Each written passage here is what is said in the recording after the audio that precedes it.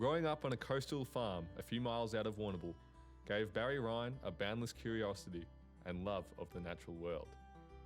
It was a childhood full of wonderment, catching rabbits, watching the birds go about their business, and climbing down cliffs to pull crayfish from the ocean. Having three sisters and no one particularly interested in kicking a footy, the wide open spaces became Barry's playground and also a place to reflect.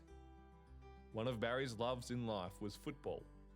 He played for CBC and played his last ever game at age 31 for Carisbrook, saying, "Everywhere I went, the ball just bounced in front of me. It was a great day." The young fella I played on said to me, "Why is an old bloke like you still playing football?" This early appreciation of nature would stay with him as he developed a life in the priesthood.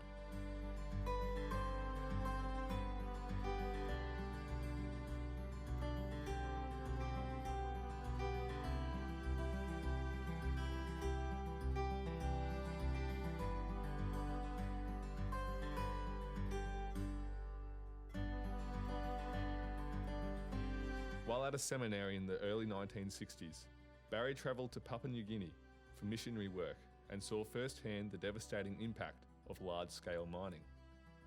He could see the links between the poverty of the people and the poverty of the land, both of which were being exploited.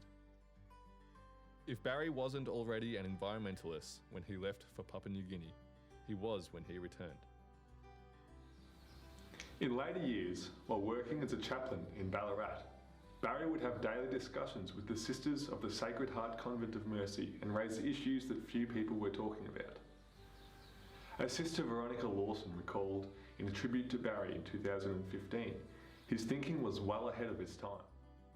We heard about the felling of trees in the Amazon, the degradation of the soil and the polluting of the skies and of seas, long before the discovery of the hole in the ozone layer. Barry would relate these real-world problems back to the gospel, and it was this ability to communicate complex ideas in captivating ways that made him such an engaging leader and teacher. In 1971, just 6 years after his ordination, Barry was appointed the Director of Religious Education for the Ballarat Diocese. After a short time of initiation into the role, Barry left for postgraduate study at Fordham University, New York. On return in 1974, he immersed himself for 10 years into a new approach to religious education, inspired by the Second Vatican Council. With a dedicated staff that grew from 2 to 8, he established the Religious Education Centre. Their staff members were a guiding force in professional development and curriculum advice for schools and parishes across the diocese. In those days, adult education was attached to the portfolio of religious education.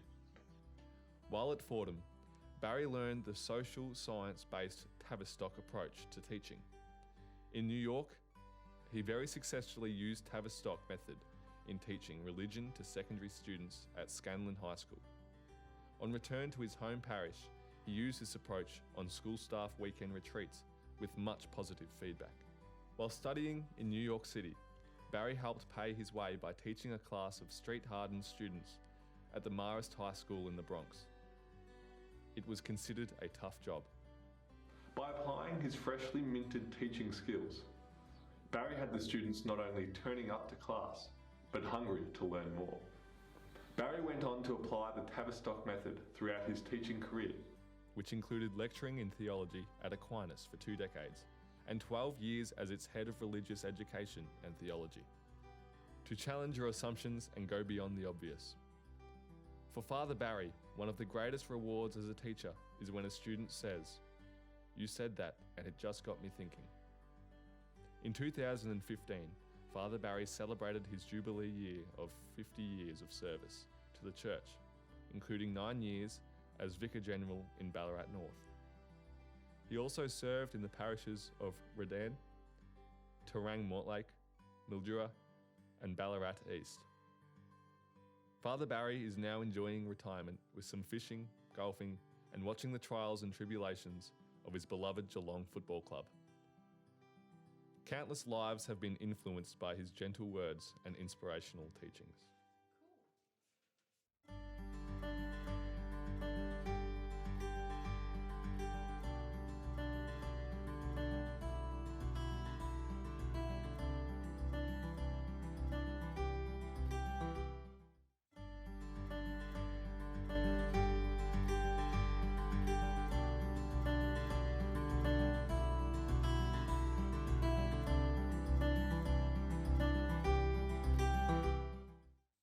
Please welcome to the stage Father Barry Ryan, who'll accept his award from the college captains.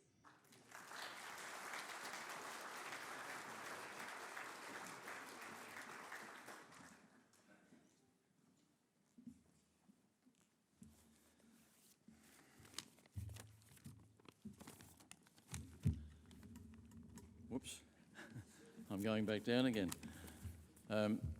First of all, I want to say thank you very much for the privilege of being here. And I also was very touched by the presentations of the former inductees tonight. In my imagination, as I was listening to them, I saw too the good influence they have in their wider lives. And it taught me, or showed me again, that there are two parts to education. There's the knowledge and our own personal development. I give thanks for my association with Emmanuel and the two levels of education which I experienced through the Christian Brothers.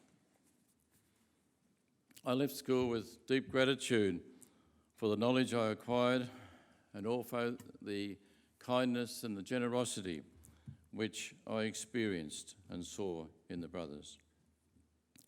I thank too my classmates, the other companions and the students who played a huge part in my formation. Before the Christian Brothers, of course, my dear father and mother, my three sisters, helped me acquire a love for our beautiful earth. I'm so grateful for that. My father also told me something which I have kept through my life, and that is that if you have a problem in a relationship and there's a tension there, then go to the one to discuss the matter face to face. If you don't do that, then don't talk behind their back. My education continued in the seminary, and I came away full of enthusiasm for the new church encouraged by the Second Vatican Council. My first parish found me working beside a man who shared my enthusiasm for change. It was a great entry into the diocese. I also realised then just how much I had to learn, and sometimes the learning came in unlikely places.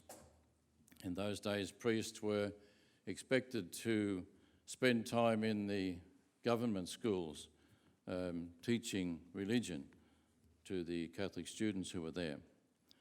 And in this particular school, a smallish school, about 40 students out in the country, I used to go there regularly to teach about 20 of those children religion. One of the boys there was a 7-year-old fellow. I became very friendly with his family, and they invited me to a meal now and again. And on one night, the young 7-year-old, he'd been quiet all the time, but then he spoke up after a while and he made a comment on my teaching at the school. And he said, "Do you know," he said, "as soon as you walk in the door, I start to feel sleepy." So I learnt a lot there. 2 years later, I moved to another large parish where the parish priest this time wouldn't have a bar of Vatican II.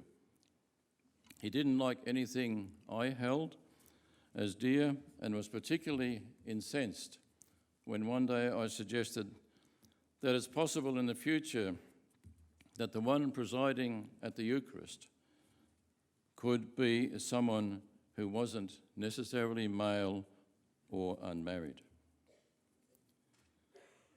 I found out I'd been there about a month, that the only thing I think that we agreed on was that I didn't like him much and he didn't like me much. 5 months later, I was gone from that parish. And the manner of the move was traumatic for me. And after a while, somebody suggested that I go and do some therapy. So I did some Gestalt therapy. And I stayed in that and trained in that for 12 months. And I learned the importance of one word, and that word is responsibility. And it comes in response and able. And what they're talking about in that especially is to respond and be able to respond to your emotion and to your feeling, and to be able to let other people express their emotion.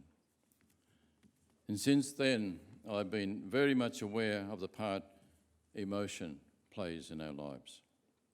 If we don't listen to the emotion, then we can expect a breakdown in relationship. And we see that in the sad story of the trauma of the abused who haven't been heard. Our church is in crisis, and the way to fire it up, to play a life that has a very special role in saving our planet, I believe, and to prevent war breaking out, is to listen to the neglected laity. And this is where Emmanuel, under your guidance and leadership, Peter, is so vital as you form well-educated laity who are full of compassion, people who will go out and face the problems and speak up and bring Christ to life in our world. And finally, I believe that 3 words are necessary as a practice for us to follow the way of Christ, to practice for compassion. The first is, I thank you. The second, I am sorry for my lack of awareness. And third, I care about you and I love you.